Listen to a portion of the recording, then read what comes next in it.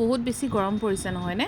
চ' ব'লকচোন আজি cold coffee বনাওঁ। একেবাৰে সহজ আৰু আপোনালোকেও জানে, তথাপিতো মই বনালোঁ যেতিয়া ভাবিলোঁ আপোনালোকৰ লগত শ্বেয়াৰ কৰোঁ। চ' ব'লক বনাওঁ। কোল্ড কফিৰ কাৰণে মই লৈছোঁ ব্ৰুৰ যোনটো কফি, আপোনালোকে যিকোনো কফি ল'ব পাৰে।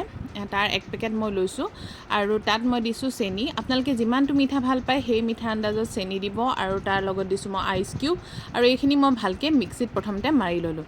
মাৰি লোৱাৰ পিছত এটা থিক পেষ্ট হয় আৰু তাৰ পেষ্টটো এটা গিলাচত আপোনালোকে ডেক'ৰেশ্যনো কৰি ল'ব পাৰে ধুনীয়াকৈ, কিন্তু গ্লাছটো ডেক'ৰেট কৰিবলৈ মোৰ ওচৰত একো নাছিলে, সেইকাৰণে তাত মই আইচ কিউব দিলোঁ আৰু একদম চিল গাখীৰ দিলোঁ আৰু দিয়াৰ লগে লগে এয়া মোৰ কোল্ড কফি ৰেডি আৰু ওপৰত অকণমান ডেক'ৰেশ্যন কৰি দিলোঁ। আৰু এতিয়া আমি গৰমত ধুনীয়াকৈ খাওঁ। প্ৰথমে দিলোঁ মোৰ ল'ৰা পোহৰক আৰু সি খাই বহুত বেছি ভাল পালে। চ' আপোনালোকেও বনাই চাবচোন আৰু খাই কেনেকুৱা পায় মোক জনাবলৈ নাপাহৰিব।